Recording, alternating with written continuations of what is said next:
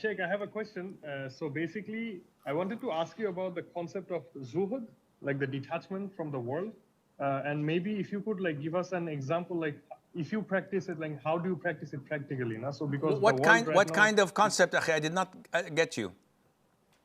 it's called Zuhud. No? In Arabic, I think it's called Zuhud, or in English, it's called detachment from the worldly affairs, right? So the Sultan Salim was Zuhud, practicing okay. Zuhud. Okay, Exactly. And with a D in the how end. do you, It's a D yeah, in yeah, the end. Zuhud. Yes. Zihud. Yeah. Zuhud. Right, Zuhud. right. Okay. Okay, I will answer you, inshallah. So, basically speaking, a zuhud is to detach yourself from worldly matters that do not get you close to Allah Azza wa Jal. Now, wara' is different because wara' is not to do something for the fear of falling into sin. So, this is halal, haram, I don't know, might as well leave it. This is wara'. Zuhud is, this is halal, but I'm not gonna consume it because it's not gonna get me closer to Allah. It would delay my journey to Allah Azza wa Jal.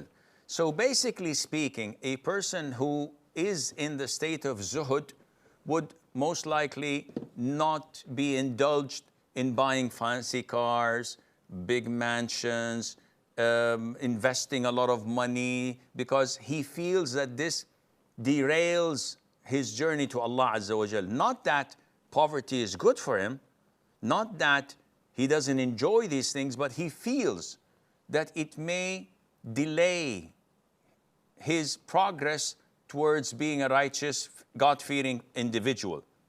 So this concept has to be governed by a number of factors.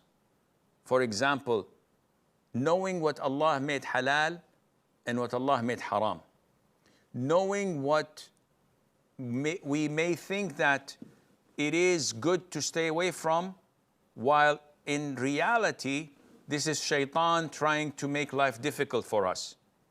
So if you look at the Prophet's way of life, alayhi salatu wassalam, he was the master of all az-zuhad. He was the best in zuhd.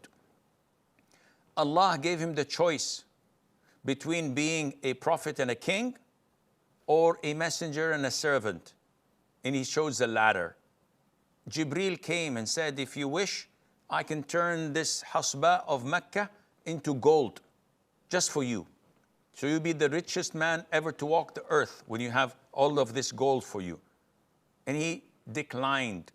He could have lived like a king. He could have lived like a wealthy billionaire, but he chose to live like a servant of Allah Azza wa Jal, where food would not be cooked in his 9 homes, fire would not be lit except once every 2 months.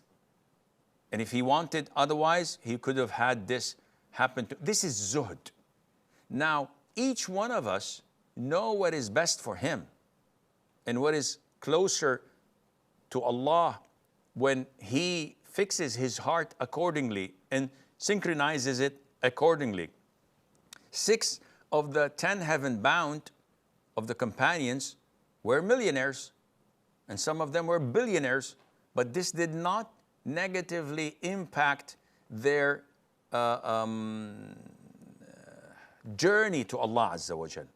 So we have to know how to balance, and Allah Azza wa Jal knows best.